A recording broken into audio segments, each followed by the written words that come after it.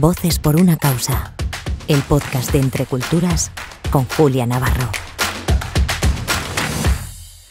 Les doy la bienvenida a la quinta temporada de Voces por una causa, el podcast semanal de Entre Culturas. Espero que hayan descansado durante este verano, que sigan con la curiosidad en alza, sobre todo para acercarse a nuevas realidades y contextos de la mano de los invitados que van a ir acudiendo al estudio. Y vamos a comenzar la temporada acercándonos un año más a la Silla Roja, la campaña de vuelta al cole de Entre Culturas, que este año hace un llamamiento con un título muy sugerente: Pongamos la educación en el mapa. En esta campaña se enmarca además el nuevo informe de Entre Culturas, que lleva por título Educación rural entre el olvido y la reivindicación, y ofrece una panorámica mundial de la educación en el medio rural, poniendo el foco especialmente en el continente latinoamericano, además de en España. Y bueno, pues para hablar de todo esto, con más detalle, está en el estudio Macarena Romero Álvaro. Hola Macarena, que es técnica del Departamento de Incidencia Política Entre Culturas, y Tadeo Maza Hidalgo, que es el coordinador pedagógico del Programa de Educación Rural de Fe y Alegría en Malingas, Perú. ¿Lo he hecho todo bien? ¿Sí? Sí. ¿Aprobada? Sí, correctísimo.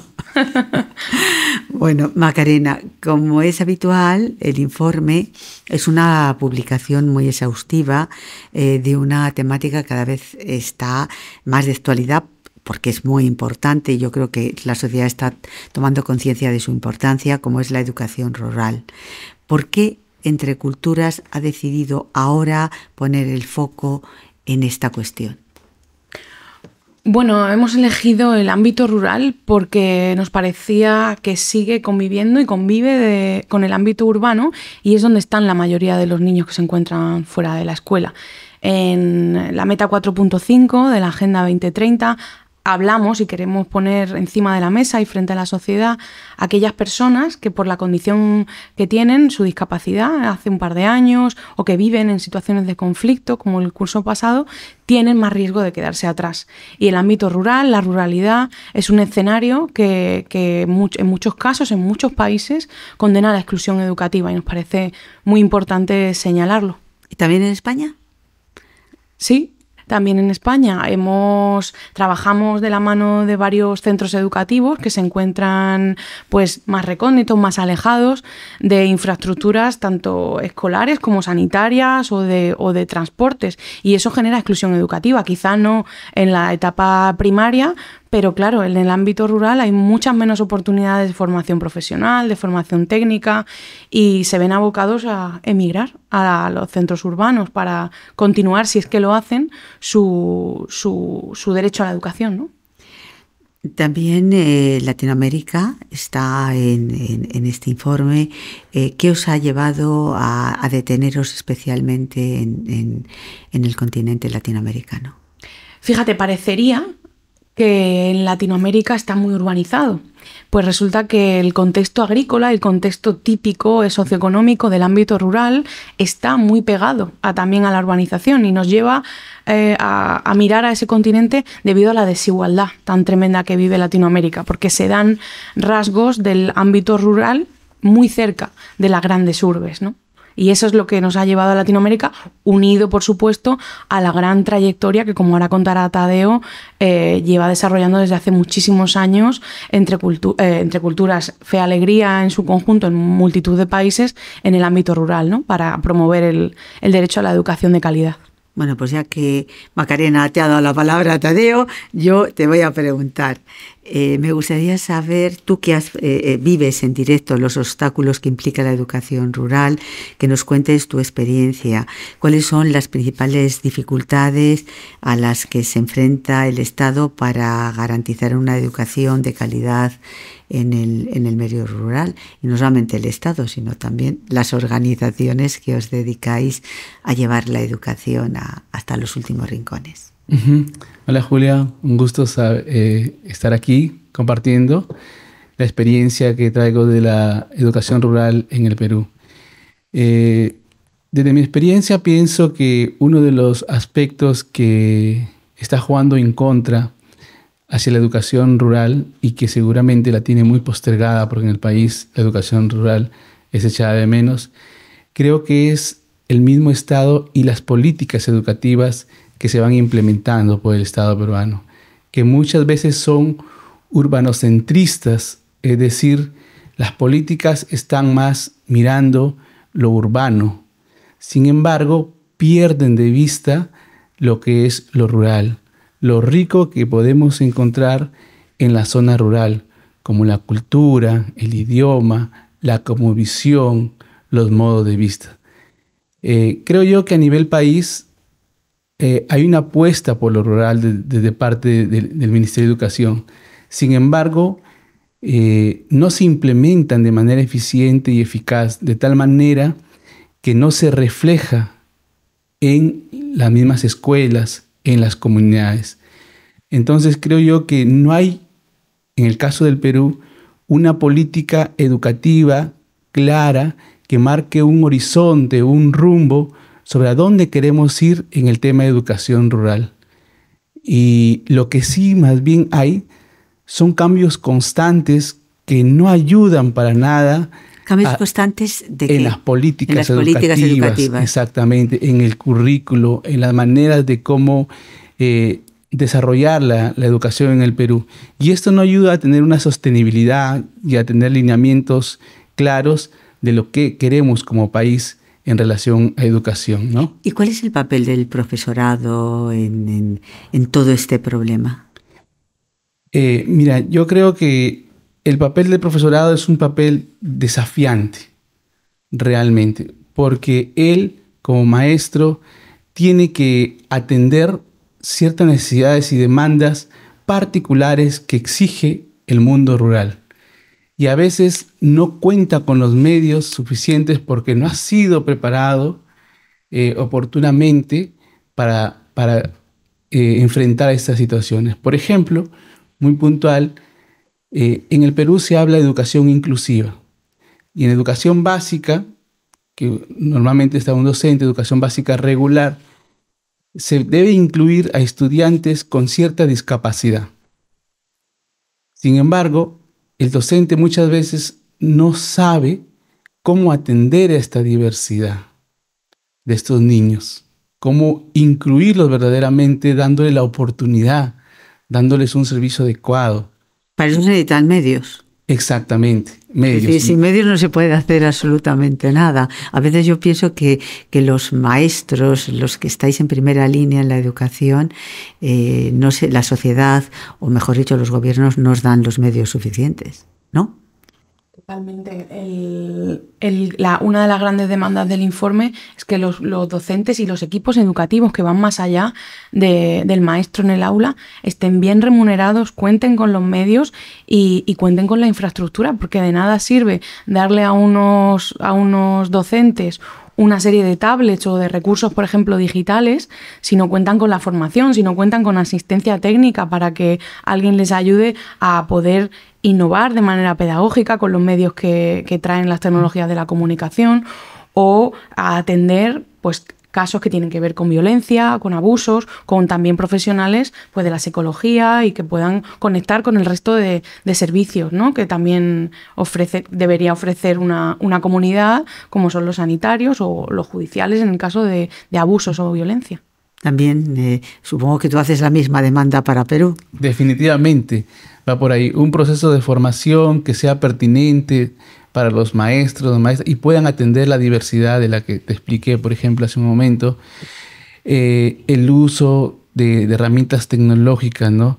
No solamente es implementar con otorgar las tablets o tener ciertos equipos, sino es importante también la formación, ¿no? Cómo a partir de ahí el maestro sepa gestionar estos recursos en el aula, tanto para él como en su proceso de enseñanza, como para los estudiantes en su proceso de aprendizaje. Hay uno de los datos, Macarena, que a mí me ha llamado especialmente la atención en el informe que se ha presentado, que es que en la escolarización rural todavía existe esa brecha entre niños y niñas, que es preocupante. ¿Qué medidas se puede o deberían llevar a cabo los gobiernos para reducirla? Fíjate, el dato que mencionas habla de que solo el 11% de las niñas empobrecidas en zonas rurales finaliza la educación secundaria. Y damos... El 11%. Es que es una cifra que es espeluznante, ¿eh? Es muy alarmante, sin duda. Sí, sí. Y se necesitan muchos apoyos. Las niñas necesitan sentirse incluidas en los centros educativos, necesitan tener oportunidades de formación secundaria, necesitan tener a maestras que sean referentes para ellas en lo que ellas pueden llegar a ser, y necesitan no tener obstáculos para poder llegar a la escuela. Es decir, porque ¿cuáles son esos obstáculos que las niñas se encuentran? Pues mira, normalmente hay familias que son muy grandes y las niñas tienen que ayudar en casa. Su tiempo escolar, que podrían dedicar a hacer tareas escolares, a cuidar de sus hermanos, porque son familias grandes. Las niñas normalmente asumen un rol también a veces de trabajar fuera de casa muy, muy, muy pronto, muy jóvenes, o incluso puede que ya tengan sus propias familias o que empiecen a tener sus propias familias por embarazos precoces, adolescentes, muy temprano, y eso les hace, bueno, pues perderse, digamos, esa siguiente etapa educativa, que no es la primaria, sino la secundaria, y por supuesto acceder a trabajo con peor calidad, a peor acceso a tierras y a propiedad, a peor acceso pues también a servicios de salud, a servicios de todo tipo, que les hace quedar rezagadas, ¿no? ¿Y cómo lo abordáis? ¿Cómo abordáis ese problema?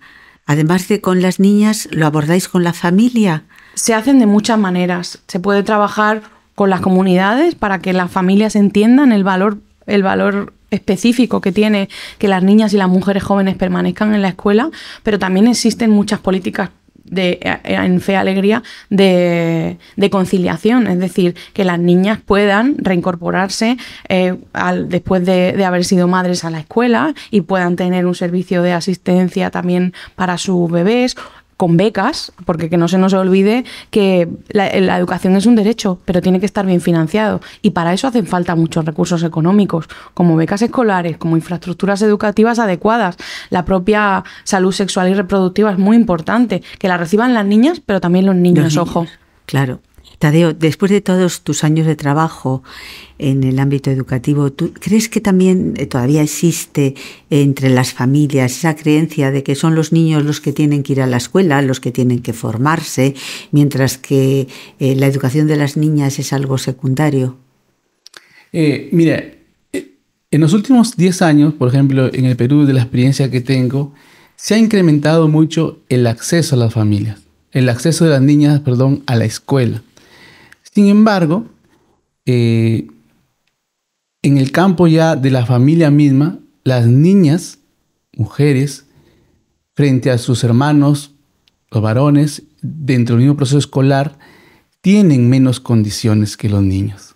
Porque justamente a partir de... Condiciones de oportunidad. De oportunidades, exactamente. Lo que decía Macarena. A una niña en edad escolar, ya en el hogar, se le asignan tareas y responsabilidades que no le corresponden. Y lógicamente va mucho de la mano con el sistema económico. En la zona rural, los padres tienen que salir a trabajar. Y antes solamente era el padre. Ahora la situación económica está más difícil. Ahora tiene que salir el padre y la madre. Entonces, ¿a quién le cae la responsabilidad del cuidado de los hermanos menores? ¿A quién le cae la responsabilidad de las actividades en la casa? Es a la niña. Entonces, eso la pone en una situación difícil y desfavorable, ¿no?, frente a los niños. Si bien es cierto la creencia, o en todo caso que las niñas no deben ir a la escuela, hay más acceso. Pero a medida que va transitando la niña de un nivel educativo al otro, ya en secundaria es donde se ve reflejada la disminución del acceso a las niñas. Como decía Macarena. Como decía Macarena, exactamente, y como lo plantea el informe. Definitivamente eso es. La falta de infraestructuras fue uno de los elementos que provocaron un retraso educativo durante la pandemia a los alumnos de las zonas rurales. ¿Los estados han invertido en partidas presupuestarias para cerrar esta brecha tecnológica? Ahora se lo pregunta a Macarena y luego también a ti. Pues fíjate, durante el cierre de las escuelas en la pandemia, casi un 90% de los ministerios de educación llevaron a cabo algún tipo de respuesta del aprendizaje a distancia, ¿no? Y esto tenía un alcance potencial de más de 1.000 millones de estudiantes en todo el mundo. ¿Qué ocurre? Que casi 500 millones de esos estudiantes no fueron alcanzados por el aprendizaje a distancia, y la mayoría proviene del estudiantado más pobre, el que tiene, pues sí, quizá hay red, pero no llega con la suficiente calidad, porque no han accedido antes a una educación a distancia y no tienen el manejo de seguir una escuela online o que la conexión se mantenga el suficientemente tiempo para poder seguir la escuela online. Entonces, hacen falta las tecnologías de la comunicación, pero no han llegado con la calidad que deberían, ¿no? Al ámbito rural, me imagino, fundamentalmente, ¿no? Porque en las ciudades sí llega esos medios, ¿no, Tadeo? Sí, definitivamente. El ámbito rural en tiempo de pandemia fue el más perjudicado. En realidad no había conectividad. Muchos niños, creo yo, por ejemplo, el 50% en un aula de un maestro en la zona rural, en el caso del Perú, el único medio de gestionar estos procesos educativos era a través del WhatsApp, a través de mensajes cortos, a través de imágenes, pero la mayoría de ellos no accedían a esto.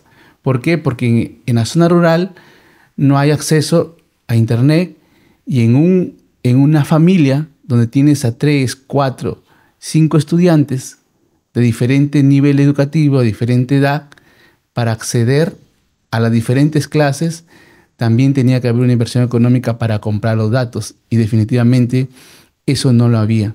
Entonces, en tiempo de pandemia, este acceso a la educación fue realmente disminuyó mucho el tema de los aprendizajes de los estudiantes. No había la forma de cómo estos estudiantes puedan conectarse a alguna iniciativa que el docente podría mostrar, ¿no? Tadeo, en todos tus años de experiencia como coordinador pedagógico de los programas de educación rural, habrás visto de todo. Me gustaría saber, de todo eso que has visto, ¿qué es lo que más te ha sorprendido? Sí, mira, ahora mismo en una de las 3 escuelas, y aquí yo resalto el poder de la educación, tenemos un niño, llamado Ángel, que es un niño con discapacidad física, que no tiene sus extremidades inferiores. Entonces yo no conocía al niño, y una vez fui a una escuela y vi alrededor del recreo a muchos niños. Entonces cuando fui a ver qué pasaba, porque pensé que había sucedido algo, no, era el niño Ángel que estaba en medio, jugando con los demás como cualquier otro niño. Entonces indagué sobre él en la escuela, y el maestro, y de quien entonces estaba a cargo del aula, me decía: profe, no, él es un niño muy inteligente y su nivel social es increíble. Él no falta a clases, él está en todo, e incluso en educación física, él está ahí. Y efectivamente un día me enviaron un video de las actividades físicas que realizan los niños, y él estaba ahí, incluido. Y además baila danza, está en el equipo de danza. Entonces, este niño Ángel realmente para nosotros es un ejemplo a que no hay ningún tipo de barreras que pueda impedir a un niño a crecer, a desarrollarse como persona. Yo creo que en la zona rural la educación es el principal vehículo.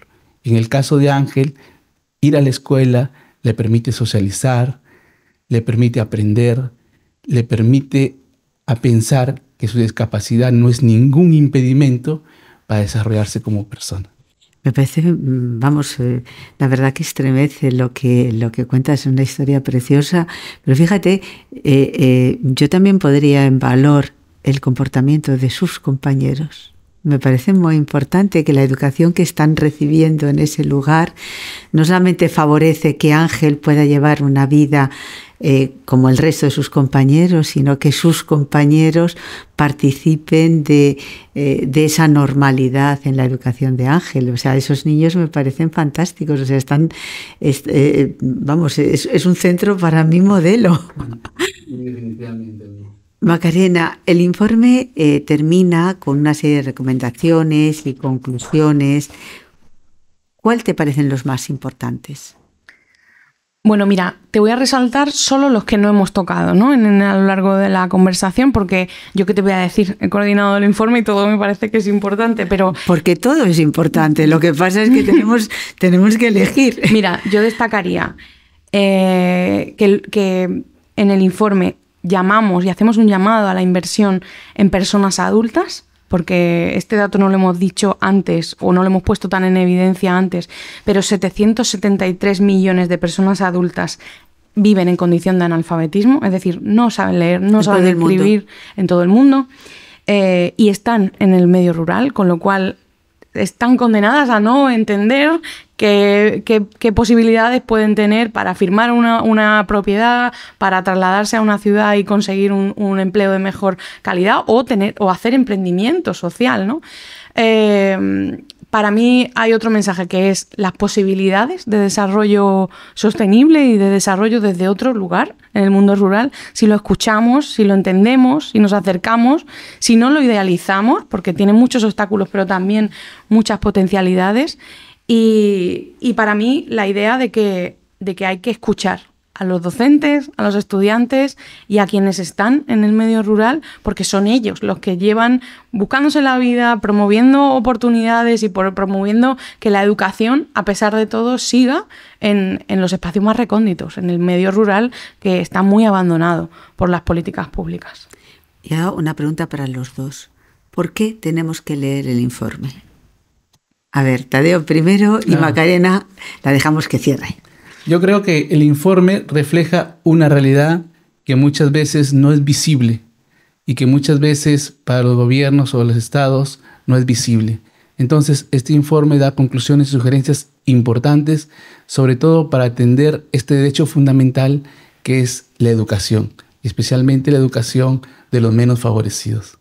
Macarena, ahora te toca a ti. ¿Qué has hecho el informe? Yo diría que el informe es una mirada que incluye las voces de estudiantes en España, pero también en Guatemala, en Perú, en otros países, las voces de los profes, de los educadores, que es a quienes hay que escuchar, y luego tiene tres partes, una de denuncia con datos que seguramente puedes encontrar online, pero que hemos tratado de organizar, ¿no? A ver, dime algunos.